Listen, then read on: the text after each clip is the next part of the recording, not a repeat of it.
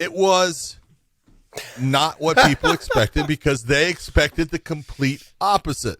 If they're going to have someone that was going to be, grappling, they were thinking that it was going to be Ciryl Gane, and it was not.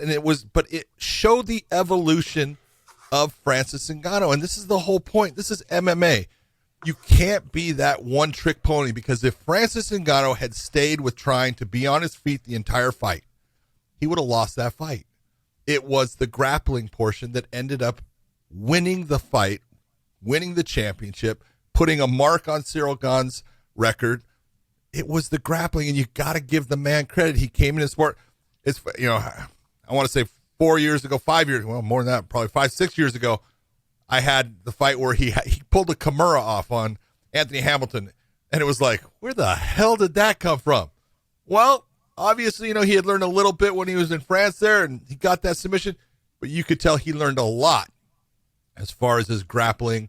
The takedown was beautiful in the beginning, catching the, off of the kick, picking him up, taking him down. The body positioning was, you can tell there's levels to this, and he was doing the right things. He was putting his hands in the right places at times. He was taking away that posting arm. He was doing a lot of good things. Now, could he have done more? Yeah, and I would have loved to have seen a little bit more.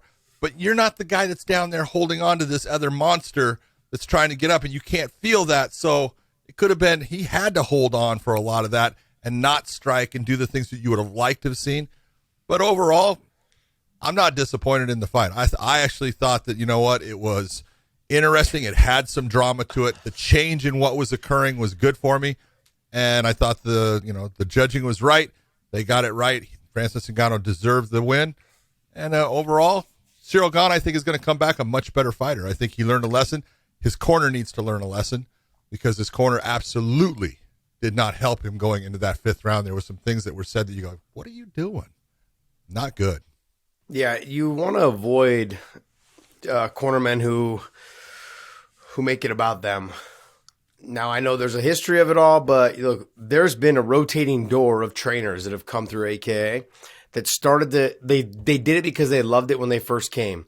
And as the fighters that they were working with started to get a little bit of notoriety and started making their way up, they wanted to make it about them. Like, can I go in the ring? Can I go in the cage? Whatever it is, like, I want to be the one that wraps the hand. I need to be the one that puts the Vaseline on. It got to the point where, that fighters make it about them. Then the the corners make it about them. And then the fighters start to feel that pressure of whatever the corner does and says and those type of things. So that's just not something that you need to be dealing with as a fighter, especially the week of the fight. And I feel if this coach had just kept his mouth shut, I think, throughout, it probably wouldn't have made as much of an impact on maybe Ciryl Gane's, position throughout the week or whatever, throughout the camp. I guess when I look at the fight last night, John, there was moments in the fifth round when he got taken down, he wanted just to lay back and just be like, I lost the takedown, which he did a couple times, and he made a couple bonehead mistakes in the fifth as well. But every time he did that, you could see him look over at his corner. And it's like, I think a little bit of that added pressure. Maybe I'm wrong. Tell me I'm wrong. I can't. I don't know. Yeah, and see, that's the thing. And this is when Ferdinand said, we can't lose this fight. It's not we. Yeah. And it's not about we can't lose. This is what you need to do going out into this fifth round. I think that it's even. I think that, he's ahead, whatever you want to say. Give him that information. It is going to let him know this is what I have to do. Yeah. Sitting there saying we can't lose this fight. Come on, man. That's not what should be. You look at what was going on in Francis Ngannou, and I'm going to praise Eric Nixick to the end. Him and Dewey Cooper did a fantastic job with Ngannou, because especially after the fourth, Ngannou was tired coming back, man. He was exhausted. And after the fourth, John, you mean after the first? Well, okay, but I'm going off of what occurred. And you saw Eric, he starts just, man, are we having fun? And he's taking his mind off of that heart rate and everything. And he says, give me 4 deep breaths. Look, this is why we're having fun now. This is what I told you what he was going to do. he's doing the right things. He's getting that mind in the right fucking frame to go out. I'm tired, but this is what I want. This is good. There's a positive side and there's a negative side, and you never, if you don't have to, you never bring that negative into that cage as a cornerman. Always positive things. Always, this is where we need to go. This is what I need to see from you. Here's where you want to put this fight. Those are all positive things. It's never the negative. Yeah. No, I agree. But I think as a coach, you need to separate yourself from the fact that it is a we that we are doing this together. But it's not that we need to win this fight. It's not that we need to, There's only one guy in that cage. There's only one guy in that cage and needs to do all the work. And he did all the work during the camp as well. Yeah. I'm gonna preface this by I'm gonna go back and say some things. To take my foot out of my mouth. Ciryl Gane looked great. No, because I thought he looked good.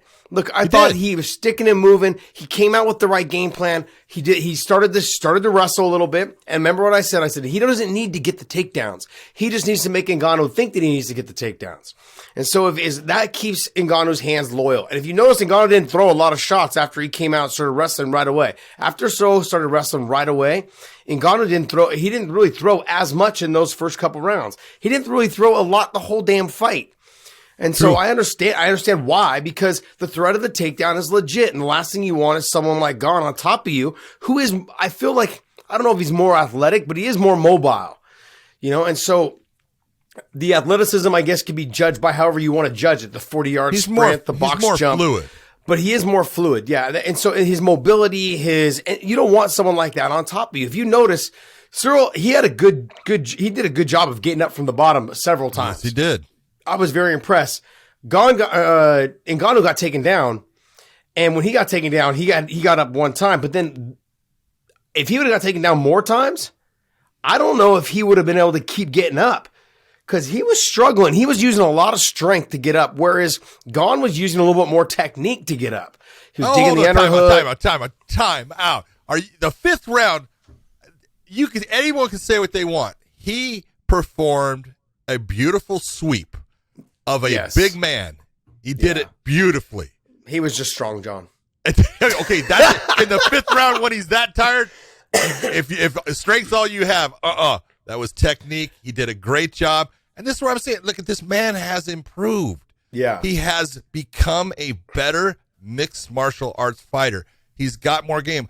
I'll tell you the thing that really I thought was the thing that he did not go to enough, that you could see, man, when he kicked Gane, you could see the effect of it. His kicks are hard, and he needs to go to the well more often with that because he can damage some guys. Well, when you throw a lot of kicks, though, it makes you more tired. That's one. Two is he's also probably afraid he's going to get his leg caught. If he gets tripped up, he gets taken down, he gets on bottom. I mean, it's a lot of work for those heavyweights to get up off their back, especially if you got somebody else on top of you. And then every time they get taken down, it's just like they have the world on their shoulders every time they're trying to get up because they're carrying all that damn muscle. I think Francis probably cut to 157 or 160. Why would he do that? I don't know, but he's so damn big, John. He is he's got muscles on muscles. I never had muscles, so I'm like, I look at him, I'm like, this is not even fair to look at somebody like that. Anyways, I mean, you had kind of the similar problem that he has. I mean, like when you were younger. I mean, I remember when I was younger. When you were younger. Well, you walk around like 300 pounds, right? At one time, yeah. Jeez, how'd you even wipe your ass? That's what I want to know. I had no problem with that. You had that one. You told the one about what's his name? My buddy, man. Roger. Yeah. And Roger Neff. Yeah, and I was like, Jesus Christ. Anyway, that's horrible. He was so damn big. He used to have to put his foot up on the toilet seat and then kind of look back into the mirror and see if he could reach. And he would like wipe. He'd like swipe and wipe as fast as he could because he had to force it to stretch there. The sad part is conversation. Yeah. The sad part is, man.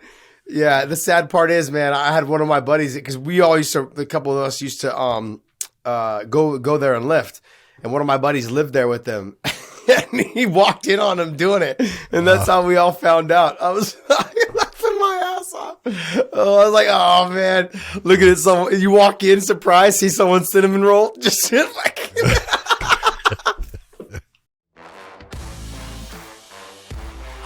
degree.